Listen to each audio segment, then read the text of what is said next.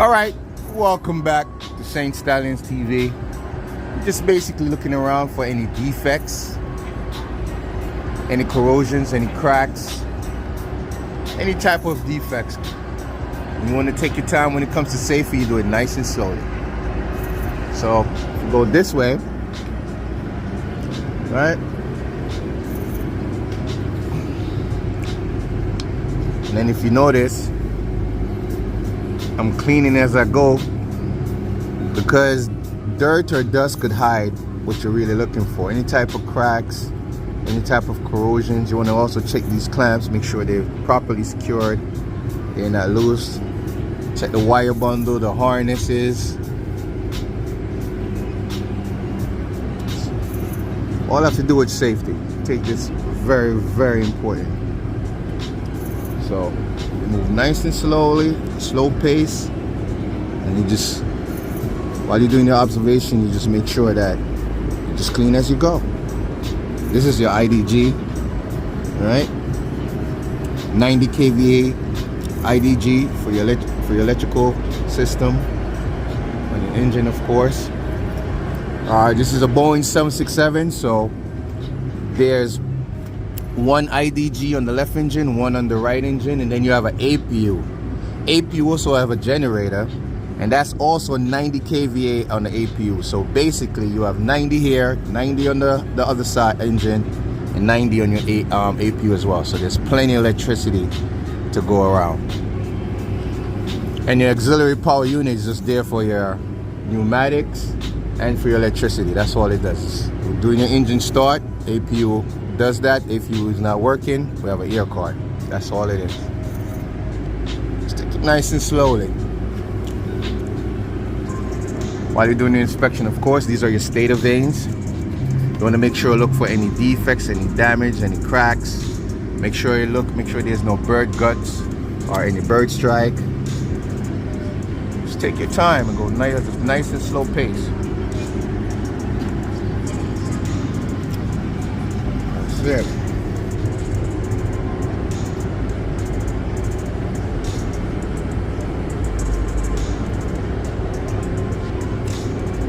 This is called a pickle because it's green and it looks like a pickle, but basically it's a heat exchanger. Basically you have hot oil and then you have the fuel that's cold, so it swaps temperature. That's all it does. It could cool down the oil and it could warm up the fuel. That's all it does. It's just heat exchange.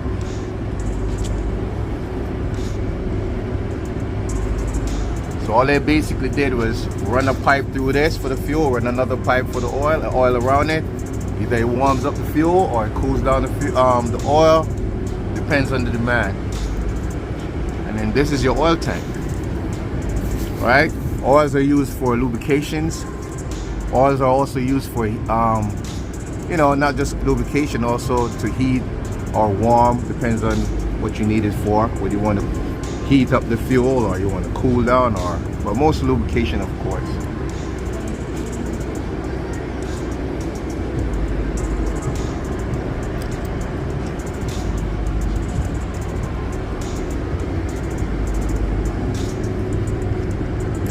This is also a heat exchanger, but this, however, use the airflow that's coming through the engine, right? And it swaps temperature with the oil and the airflow.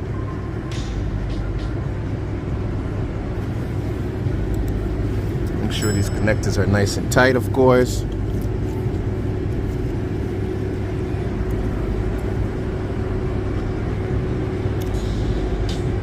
And then if I go over on this side,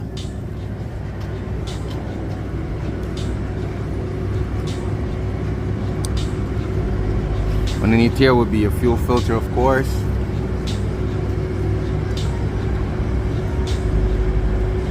And then this would be your stator actuator, your stator vane actuator.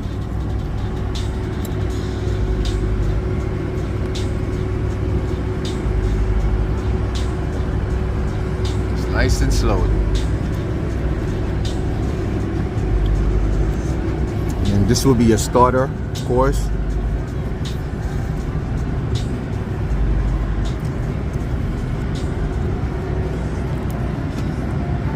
And your air starter, all it does basically, your pneumatic start. So basically you would need air from your APU, or from, if the APU is not working, in an air card, which is a ground card.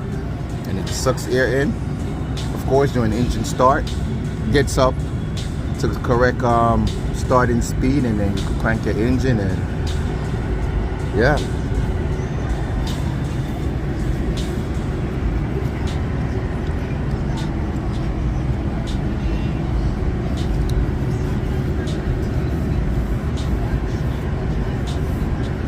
Alright, no defects. Everything looks beautiful.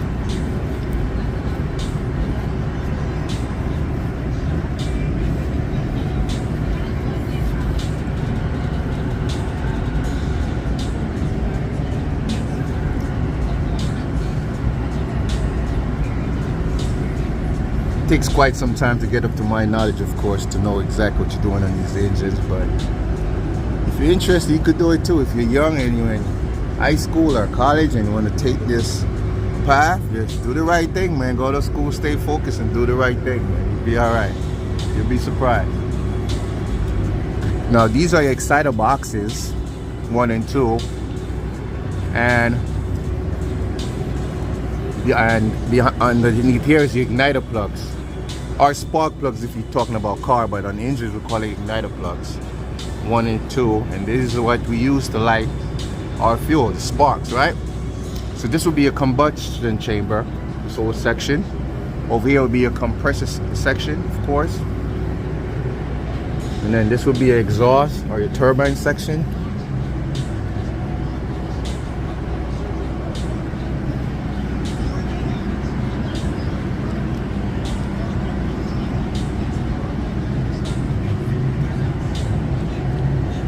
We have fire loops, fire detections, fire loops. We have many ways of detecting if there's an engine fire, and we have ways to put out the fire, of course.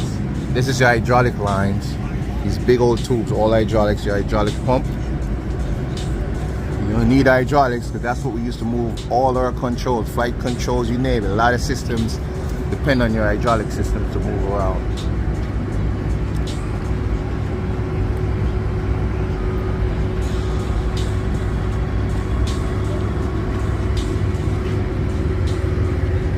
And then this big one, of course, is your big old fuel pump.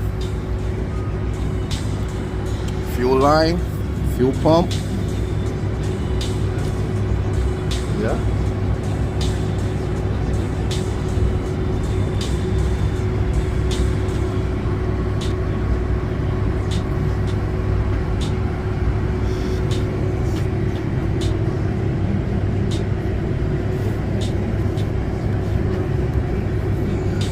Right, no defects, checking for cracks, corrosion, anything that's out of the ordinary, making sure everything is nice and tight and secure.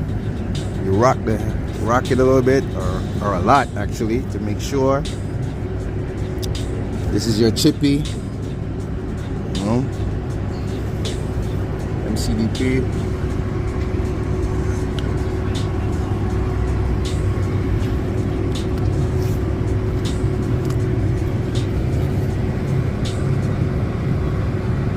Compressor section, of course.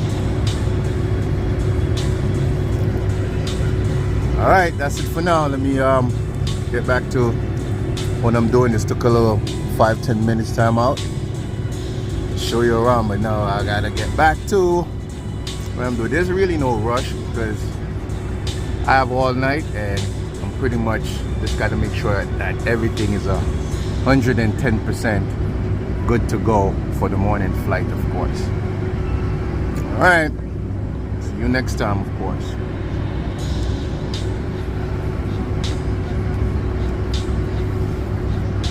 Make sure everything is nice and secure. Oh yeah.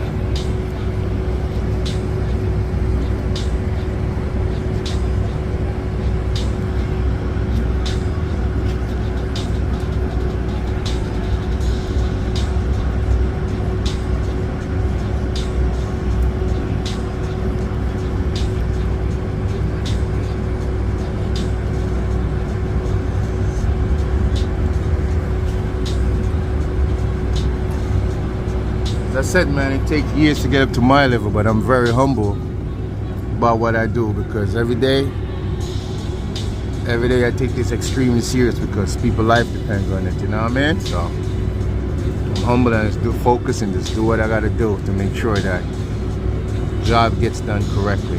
So I'm basically not in no rush. I'm just taking my time and just doing it right. Alright, see you next time.